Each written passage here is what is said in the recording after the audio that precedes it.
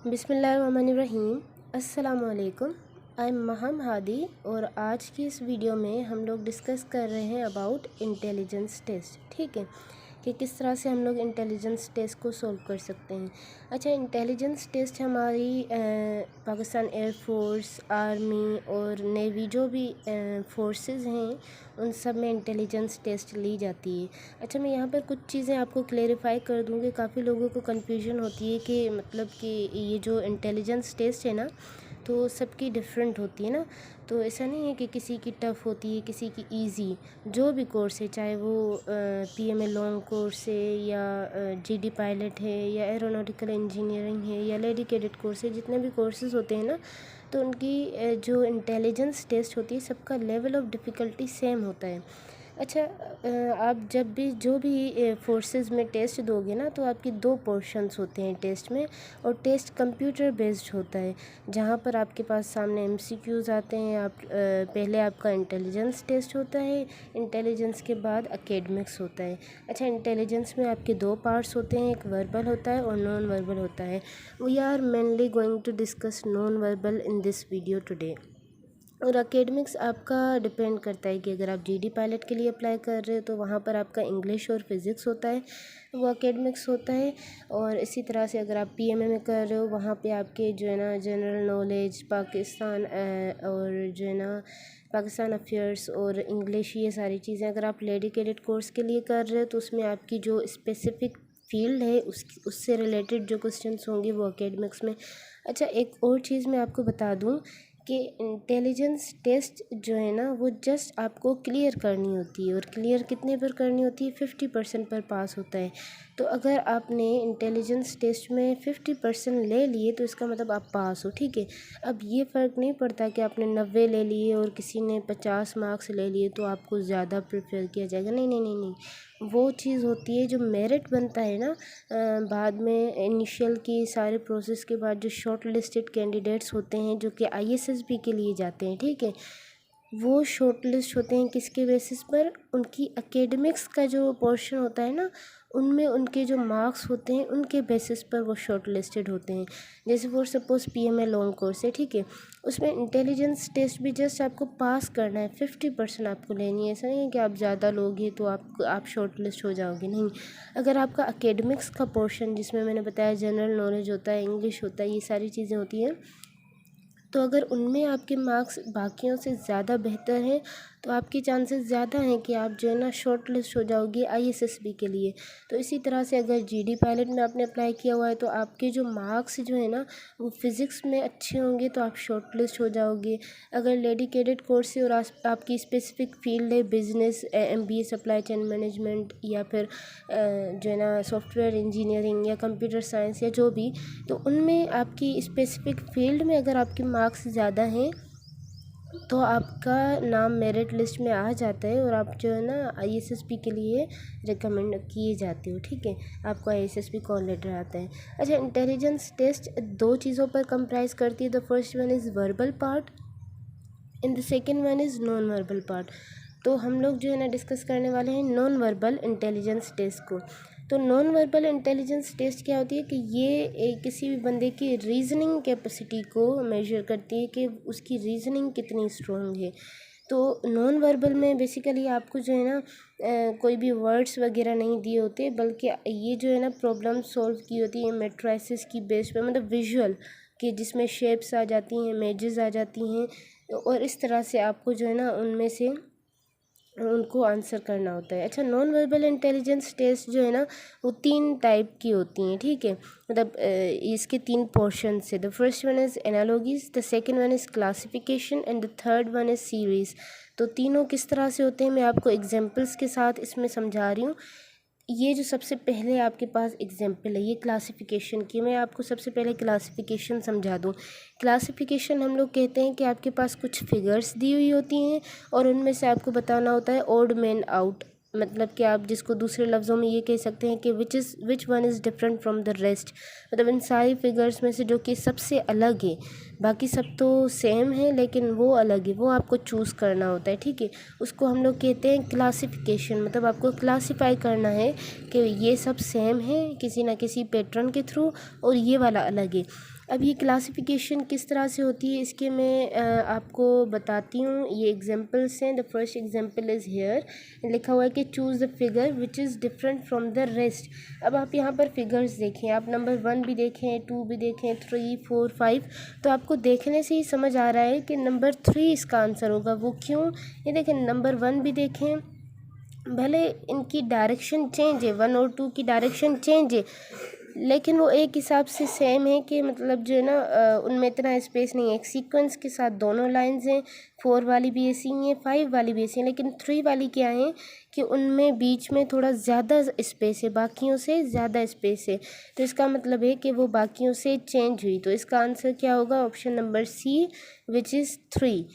तो इस तरह से आपको जो है ना उन फिगर्स में से चूज़ करना है कि कौन सी बाकियों से अलग है। इसको हम लोग कहते हैं क्लासिफिकेशन। ये नॉन वर्बल इंटेलिजेंस टेस्ट का। अच्छा, अब ये वाली फिगर हम लोग देख लेते हैं। तो अगर आप इस पर नोट करें कि सबसे पहले तो देखते हैं कि भाई सारी की सारी डिफरेंट ही शेप हैं, तो हम उनके बेसिस पर तो नहीं बता सकते कि ये डिफरेंट है, ये डिफरेंट है। तो अब हम कोई ना कोई और पैटर्न पिक करेंगे जिसके बेसिस पर हम लोग ये बता सकें कि कौन सी डिफरेंट है। अच्छा, अब देखें कि सबकी एक ही पार्ट, मतलब अगर सबका क्वार्टर 4 हिस्से किए हुए हैं, इसके भी, इसके भी, इसके भी और सबके, ठीक है। और उसके बाद एक ही साइड जो है ना सबकी फील्ड है, बाकी 3 खाली हैं। अब उससे भी हमें पता नहीं चल रहा, तो हम लोग अब यहाँ पर क्या करेंगे, आप देखिए सबका जो है ना इन 4 ऑप्शंस का 2, 3, 4, 5 का जो राइट साइड से कॉर्नर है ना, डाउन साइड, मतलब ये वाला, ठीक है, डाउन साइड राइट कॉर्नर, ये फील्ड है। लेकिन सर्किल का ये डाउन साइड ये वाला फील्ड नहीं है, बल्कि इसका अपर वाला फील्ड है। तो इसका मतलब क्या हुआ? इसका आंसर क्या होगा? 1। क्यों?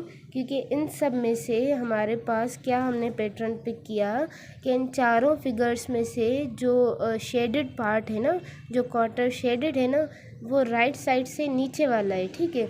लेकिन सर्किल में ये ऊपर की साइड है, तो इसका मतलब क्या हुआ? ये बाकियों से डिफरेंट हुई। So answer will B 1। अच्छा, अब नेक्स्ट क्वेश्चन देखते हैं। अब नेक्स्ट क्वेश्चन में देखें तो इसमें से हमारे पास कौन सा डिफरेंट है, तो ऑब्वियसली देखते ही हमें पता चल रहा है इन सब में से डिफरेंट जो है ना वो ऑप्शन नंबर 2 है। क्यों? क्योंकि बाकी सर्कल्स को आप देखें तो लाइंस जो है ना वो पूरे मतलब जो है ना सर्किल में है, फैली हुई हैं। इसमें भी पूरे सर्किल में है, इसमें भी, इसमें भी। लेकिन ऑप्शन नंबर 2 में इस तरह से नहीं है। ऑप्शन नंबर 2 में हाफ साइड से हमारे पास लाइंस दी गई हैं और हाफ साइड से ये खाली है, कोई भी लाइन नहीं है। तो इसका मतलब क्या हुआ? ये बाकियों से डिफरेंट हो गई। तो इसको हम लोग क्या कहते हैं? क्लासिफिकेशन कहते हैं। इस तरह के आप ज़्यादा से ज़्यादा गो टेस्ट पर जो है ना उस वेबसाइट पर काफ़ी MCQs हैं इससे रिलेटेड, आप वहाँ से भी प्रैक्टिस कर सकते हैं। ज़्यादा प्रैक्टिस करेंगे ना तो आपको ज़्यादा ये खुद ही आ जाएगा, क्योंकि ये जो है ना आपको इस तरह से समझने से या सिर्फ देखने से नहीं आता, बल्कि आप जब खुद देखेंगे ना और ख़ुद प्रैक्टिस करेंगे तो आप कोई ना कोई अपना पैटर्न बना लेंगे, और इस तरह से आपको पैटर्न सीखने की वो जो है ना हो जाएगा, और आप इजीली कोई भी पिक्चर देखकर जो है ना पैटर्न पिक कर सकते हैं। अच्छा, इसके बाद हम लोग आ जाते हैं नेक्स्ट पर, जो कि एनालॉगी से। अच्छा, इसमें क्या होता है कि आपको बताना होता है कि सबसे पहले जो है ना हमारे पास इसमें 2 फिगर्स दी हुई होती हैं, ठीक है, और उनमें कोई ना कोई रिलेशनशिप होता है। वही रिलेशनशिप आपको दूसरी फिगर्स दी हुई होती हैं, जिसमें से एक फिगर होती है और एक हमारे पास मिसिंग होती है, और आपको उनमें से ऑप्शन सेलेक्ट करना होता है कि अगर इन दोनों में जो रिलेशनशिप है वही इन दोनों का भी रिलेशनशिप है, तो आप इनमें जो है ना हमें ऑप्शन बताएं। अच्छा, अब देखें, अगर हम लोग यहाँ पर देखें तो कील को लगाने के लिए हमें इसकी हैमर की ज़रूरत पड़ती है, ठीक है। इसी तरह से है ना, तो इसका मतलब क्या हुआ कि इसको यूज़ करने के लिए हमें इसकी ज़रूरत पड़ रही है। इस कील को यूज़ करने के लिए हमें हैमर की ज़रूरत पड़ रही है। इन दोनों के बीच में सबसे पहले जो रिलेशनशिप है ना, आप वो रिलेशनशिप समझ जाओ, फिर आप नीचे वाली फिगर का आसानी से बता सकते हो। तो मतलब इसको यूज़ करने के लिए हमें हैमर की ज़रूरत है। इसी तरह से ये वाली जो कील है ना, इसको यूज़ करने के लिए इन तीनों में से हमारे पास कौन सी चीज़ ज़रूरी होती है? तो जाहिर सी बात है, ये जो ऑप्शन नंबर 1 है ना, ये हमारे पास इस स्किल को जो है ना यूज़ करने के लिए हमारे पास ये वाला इंस्ट्रूमेंट चाहिए होता है, बाकी नीचे वाले दो ड्रिल मशीन और ये नहीं चाहिए होते, बल्कि हमारे पास ये चाहिए होता है। तो इस तरह से इन दोनों में हमने रिलेशनशिप देखकर इसका आंसर बता दिया। अच्छा, नेक्स्ट क्वेश्चन पर चलते हैं कि अब यहाँ पर देखें कि यहाँ पर इन दोनों फिगर्स में से कोई ना कोई रिलेशनशिप है, ठीक है। वही रिलेशनशिप बिल्ड करके हमें यहाँ का आंसर बताना है इन दोनों का, ठीक है। अब सबसे पहले तो हम लोग इन दोनों का रिलेशनशिप समझें, क्योंकि मैंने आपको बताया कि एनालॉजीज़ में क्या होता है कि आपको जो प्रॉब्लम फिगर के फर्स्ट दो पार्ट दिए गए होते हैं ना, आप सबसे पहले उनमें जो रिलेशनशिप है ना आप उस पर गौर कर लो। अगर आपको वो समझ में आ गया आप दूसरा ईजिली बता सकते हो। तो सबसे पहले यहाँ पर देखें, पहली चीज़ क्या हो रही है कि यहाँ पर स्क्वायर था और यहाँ पर 3 सर्किल थे। तो 3 सर्किल इस साइड से होकर, मतलब राइट साइड से लेफ्ट अपर साइड पर होकर एक सर्किल बन गया। 3 थे, एक सर्किल बन गया। और जो स्क्वायर था एक था, वो नीचे आकर कितने बन गए? 3 बन गए। तो इसका मतलब क्या हुआ कि यहाँ पर ट्राइंगल और ये जो एल शेप की 3 लाइंस बनी हुई हैं। तो अब ये क्या होगा, ये 3 जो लाइंस हैं ये ऊपर जाएंगी और क्या कितनी हो जाएंगी? एक हो जाएगी। जिस तरह से यहाँ पर सर्किल 3 थे, इधर ऊपर आकर कितने हो गए? एक हो गया ना। तो इसी तरह से ये 3 लाइंस हैं, ये ऊपर इस साइड से लेफ़्ट साइड से जाकर कितनी हो जाएंगी? एक एल हो जाएगा। और ये ट्रायंगल नीचे आकर राइट साइड से कितने हो जाएंगे? 3 ट्रायंगल हो जाएंगे। तो आप इन सब में से ऑप्शन देखें तो कौन सा होगा? जाहिर सी बात है इन सब में से ऑप्शन हमारे पास जो है ना, अच्छा ये तीनों तो हमारे पास ऑप्शन ही गलत हैं। क्यों? क्योंकि हमारे पास हमारे पास जो है ना यहाँ पर 3 लाइंस हैं, तो ये एक लाइन हो जाएगी, ठीक है। तो मतलब ये तीनों ऑप्शन तो हमारे पास हुए ही गलत, क्योंकि इनमें एल जो है ना वो इसमें 3 है, इसमें 2 है, इसमें 3 है। तो इसका मतलब ऑप्शन हमारा इन दोनों में से कोई है, क्योंकि इन दोनों में एल कितने हैं? हमारे पास 3 है। तो अच्छा, अब यहाँ पर ट्रायंगल भी एक से हमारे पास कितने हो गए? 3। यहाँ पर भी एक से 3 हो गए हैं, यहाँ पर भी एक से 3 हो गए हैं। तो अच्छा, यहाँ पर अब जो क्वेश्चन है कि जिस तरह से ये पैटर्न से ये इसकी जगह पर गया था, ये इसकी जगह पर गया था, इसी तरह से लाइंस इसकी जगह पर आएंगी ट्रायंगल की जगह पर, और ट्रायंगल नीचे इसकी जगह पर आएगा। तो इसका नंबर है ऑप्शन नंबर 1। 2 क्यों नहीं है? उसका रीज़न ये है, हालांकि इसमें भी एल एक है और जो ना इसमें भी ट्रायंगल 3 है। इसका ये ऑप्शन इसलिए गलत है कि आपको सारा पैटर्न पिक करना है। हमने यहाँ पर देखा था ना कि सर्किल नीचे से स्क्वायर की जगह पर गया था, स्क्वायर सर्किल की जगह पर आया था। तो यहाँ पर क्या होगा, ये जो एल है ना ये ट्रायंगल की जगह पर जाएगा, ट्रायंगल एल की जगह पर आएगा। तो मतलब ये जो एल है ऊपर गया ट्रायंगल की जगह पर, ट्रायंगल ऊपर से कहाँ आएगा? नीचे की जगह, एल की जगह पर। तो ऑप्शन नंबर 1 है, 2 गलत है, ठीक है, क्योंकि एल यहाँ पर नीचे ही है। तो ये इतनी माइनर डिफरेंसेस होते हैं जो कि आपको नोट करने होते हैं।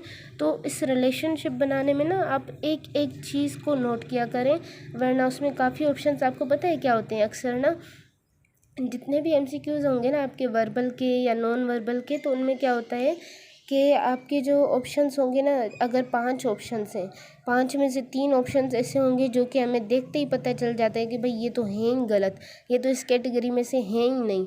लेकिन 2 ऑप्शंस ऐसे होते हैं, इतने कंफ्यूजिंग होते हैं कि हमें समझ में नहीं आता कि ये है या ये है, मतलब बहुत ज़्यादा डिफ़िकल्ट होते हैं। जिस तरह से हमने यहाँ पर देखा ना कि हमने यहाँ पर पैटर्न पिक किया कि भाई ये 3 लाइंस हैं, तो 3 में से एक हो जाएंगी। तो हमें देखते ही पता चल गया कि भाई एक तो या इसमें है, ऑप्शन नंबर 1 में है, या 2 में है, बाकी ये तीनों तो ऑप्शन ही गलत है, हमें देखते ही पता चल गया ना। तो फिर इन दोनों में हमें बहुत कन्फ्यूजन हुई कि कौन सा आंसर होगा कौन सा, क्योंकि हमें ये भी लग रहा था ये भी लग रहा था, दोनों में हमारे पास सारी चीज़ें सेम ही थी। तो हमने इसको गौर से जब देखा तो उस हिसाब से हमने इसका आंसर बता दिया कि आंसर इज़ 1। तो इस तरह से ये हमारे पास एनालॉजीज़ हो गई। अच्छा, उसके बाद होती है हमारे पास नॉन वर्बल में third important cheese, that is series. तो सीरीज़ में हमारे पास किस तरह के क्वेश्चंस होते हैं आप यहाँ पर देख लें। अच्छा, सीरीज़ का पार्ट हमारे पास जो होता है ना वर्बल इंटेलिजेंस टेस्ट में भी होता है। वर्बल इंटेलिजेंस टेस्ट में हमारे पास सीरीज़ या तो अल्फ़ाबेट्स की होती है, अल्फ़ाबेट्स की किस तरह से होती है कि मिसिंग लेटर्स होते हैं या जिस भी तरह से, और नंबर्स की भी होती है कि भाई ये इससे मल्टीप्लाई होगा या जो भी, तो वो वर्बल के होते हैं। ये नॉन वर्बल की सीरीज़ का पोर्शन है। तो इसमें हमारे पास क्या होता है कि आपको जो है ना कोई सीरीज़ है, कोई ना कोई पैटर्न है इन सब फिगर्स में, उनको पिक करके आपको इसका आंसर बताना है। अगर सबसे पहली फिगर पर हम लोग देखें, ठीक है, पहली फिगर पर देखें तो हमारे पास ये जो नॉन शेडेड पार्ट है, मतलब ये जो खाली वाला हिस्सा है, ये हमारे पास क्लॉकवाइज मूव कर रहा है, ठीक है। ये इस साइड से था, फिर इस साइड से आया राइट साइड से, फिर नीचे की साइड पर, मीन्स के क्वार्टर मूव कर रहा है। क्वार्टर कितना कि चौथा हिस्सा मूव कर रहा है, यहाँ पर था, फिर इस चौथे हिस्से पर आया, फिर इस चौथे हिस्से पर आया, ठीक है। उसके बाद अब नीचे वाले पर देखते हैं। नीचे वाले पर क्या है कि ये जो है ना हमारे पास ये जो शेडेड पार्ट है वो नीचे की साइड है, ठीक है। अब ये भी हमारे पास क्वार्टर मूव किया, जब क्वार्टर मूव किया तो ये नीचे की साइड था, अब लेफ़्ट साइड से आ गया, अब ऊपर की साइड से आ गया, ठीक है। अब हमने इन दोनों सीरीज़ में से क्या देखा कि हमने एक पैटर्न पिक कर लिया कि भाई ये क्वार्टर मूव कर रहे हैं, जो भी नॉन शेडेड पार्ट कह लो आप या शेडेड पार्ट कह लो, तो वो क्वार्टर मूव कर रहे हैं अपनी जगह से। तो इसका मतलब हमने अगर इसका आंसर बताना है तो हमने क्या करना है कि हमने सबसे पहले देखना है कि भाई ये जो है ना लेफ़्ट साइड से है, तो ये क्वार्टर मूव करके कहाँ जाएगा, ऊपर जाएगा। अब ऊपर आ गया, ठीक है। अब ऊपर से ये एक और क्वार्टर मूव करेगा, इसका आंसर वही होगा। तो इसका मतलब क्या हुआ, यहाँ पर लेफ़्ट में है तो यहाँ पर राइट से आ जाएगा। तो राइट से हमारे पास कौन सा ऑप्शन है, ऑप्शन नंबर 3 हमारे पास यहाँ पर अवेलेबल है। तो इसका आंसर है हमारे पास ऑप्शन नंबर 3। अच्छा, अब ये लास्ट क्वेश्चन हम लोग यहाँ पर देख लेते हैं। तो लास्ट क्वेश्चन क्या है कि look carefully at all the previous series and select the correct answer. अच्छा, एक और चीज़ मैं आपको बता दूं, यहाँ पर तो हम लोग अलग अलग से समझ रहे हैं ना कि ये सीरीज़ के क्वेश्चंस हैं और ये क्लासिफिकेशन के क्वेश्चंस हैं और ये एनालॉजीज़ के क्वेश्चंस हैं, लेकिन जब आप टेस्ट अटेम्प्ट करते हो ना तो वहाँ पर आपको इस तरह से अलग अलग से नहीं होते। आपको खुद ही पिक्चर को देखकर ये जानना पड़ता है कि अब इसमें मुझे सीरीज़ बतानी है या इसमें मुझे क्लासिफिकेशन बतानी है या क्या चीज़ बतानी है। तो वो मैंने आपको बताया कि किस तरह से क्लासिफिकेशन के क्वेश्चंस होते हैं और एनालॉजीज़ के। तो वो क्वेश्चंस जिस तरह से होंगे आप समझ जाएंगे, अच्छा ये क्लासिफिकेशन के हैं, क्लासिफिकेशन में क्या होगा, 5 फिगर्स होंगी, उनमें से कोई एक अलग होगी। अगर एनालॉजीज़ की होगी तो एनालॉजीज़ में क्या होता है कि 2 पहले होंगी और दूसरे 2 में से एक पे क्वेश्चन मार्क होगा, तो इसका मतलब वो एनालॉजीज़ है। उसके बाद सीरीज़ की इस तरह से होंगी, तो ये चीज़ आप लोग समझ लें। अच्छा, ये लास्ट क्वेश्चन कर लेते हैं कि अब देखिए इसमें सीरीज़ देखते हैं कि 4 सर्किल हैं, 2 स्क्वायर हैं शेडेड। अब यहाँ पर सर्किल 3 हो गए और स्क्वायर भी 3। तो हम लोग एक पैटर्न पिक करते हैं, वो कौन सा कि यहाँ पर सर्किल, पहले सर्किल को देखते हैं, ठीक है, अभी स्क्वायर को छोड़ दें। तो यहाँ पर सर्किल कितने, 4 हैं, यहाँ पर कितने हो गए, 3 हैं, 3 हो गए, मतलब एक माइनस हो गया, और यहाँ पर कितने हो गए, 2 हो गए। सिर्फ सर्किल कम नहीं हो रहे बल्कि सर्किल कम होने के साथ साथ स्क्वायर ज़्यादा हो रहे हैं। स्क्वायर यहाँ पर 2 थे, यहाँ पर 3 हो गए, यहाँ पर 4 हो गए। इसका मतलब क्या हुआ कि circles are decreasing by 1 and square are increasing by 1। उसी हिसाब से यहाँ पर भी देखें। अब यहाँ पर क्या हो रहा है कि सर्किल 3 थे, 2 हो गए, माइनस हो रहे हैं ना, ऊपर भी माइनस हो रहे थे, अब यहाँ पर 1 हो गया। इसी तरह से स्क्वायर यहाँ पर क्या होता है, 1 2, अब यहाँ पर 3। अच्छा, अब यहाँ पर अगर हम लोग देखें तो 2 सर्किल्स हैं, 1 हो गया, तो इसका मतलब क्या है कि यहाँ पर कोई भी नहीं होगा। जाहिर सी बात है, जब 1 में से 1 जाएगा तो क्या होगा, 0 बचेगा ना। और यहाँ पर स्क्वायर था ही नहीं, यहाँ पर 1 है तो यहाँ पर 2 आ जाएंगे। तो सबसे पहले जब हमने सिर्फ सर्किल के बेसिस पर हमने आंसर देखा कि ये देखिए सर्किल यहाँ पर 2 थे, यहाँ पर 1, यहाँ पर होगा ही नहीं, तो उस हिसाब से या तो आंसर नंबर 1 बनता है या तो आंसर नंबर 4 बनता है। जैसे मैंने आपको पहले भी बताया ना कि 3 ऑप्शंस तो ऐसे होते हैं जो कि आपको देखते ही पता चलता है कि ये गलत हैं, जैसे 5 3 2, इनको देखते ही पता चल रहा है कि ये गलत है। क्यों? क्योंकि यहाँ पर सर्किल तो डिक्रीज़ हो रहे थे, तो 3 तो हो ही नहीं सकते, 2 भी नहीं हो सकते और ये वाले 3 भी नहीं हो सकते। तो ये तीनों ही ऑप्शन गलत है। अब 4 नंबर सही है या 1 नंबर सही है, इनको देखने के लिए हम लोग क्या करेंगे, स्क्वायर को देखेंगे। स्क्वायर यहाँ पे था ही नहीं, यहाँ पे 1 हो गया, यहाँ पर कितने होंगे, 2 होंगे, तो यहाँ पर 1 है, यहाँ पर 2 है, then answer will be 4, option number 4। क्यों? क्योंकि इसमें हमारे पास 2 स्क्वायर हैं और सर्किल नहीं है। तो इस तरह से आप इनकी जस्ट एक बार समझ लें और ज़्यादा से ज़्यादा प्रैक्टिस करें, क्योंकि जब आप प्रैक्टिस करेंगे ना तो आपको इजीली पता चल जाएगा कि आपको प्रैक्टिस से भी ना काफ़ी क्वेश्चंस क्योंकि वही रिपीट होते हैं, तो आपको वहाँ पर भी ईजी होगा कि अच्छा ये वही वाला क्वेश्चन है जो कि मैंने किया था जिसमें इस तरह की सीरीज़ थी, अब यही क्वेश्चन मैंने आपको सॉल्व करवा लिया। ये जब भी आपके पास आएगा, आप दोबारा आएगा तो आप इजीली समझ सकते हो कि अच्छा ये 4 थे तो ये वाला पैटर्न था, और इस तरह से आप इजीली जो है ना कर सकते हो। तो ज़्यादा से ज़्यादा प्रैक्टिस करें, फिर आपको ज़्यादा समझ आएगी, ठीक है। और जो है ना नेक्स्ट वीडियो में इंशाल्लाह मैं जो है ना वर्बल का भी समझा दूँगी कि किस तरह से कौन कौन से पोर्शंस होते हैं और कौन कौन सी चीज़ें होती हैं, उनको क्या किस तरह से सॉल्व किया जा सकता है। तो ये तो रीजनिंग था, ये जिसकी आईक्यू लेवल अच्छा होगा तो वो तो इजीली इसको सॉल्व कर सकता है। लेकिन वर्बल में क्या होता है कि काफ़ी क्वेश्चंस ऐसे होते हैं जिसमें आपको वोकेबलरी की नीड होती है, काफ़ी क्वेश्चंस ऐसे होते हैं जिसमें आपकी मैथ्स अच्छी होनी चाहिए, इस तरह से उसमें थोड़ा सा डिफ़िकल्टी हो जाती है। तो till the next video, take care, अल्लाह हाफिज़।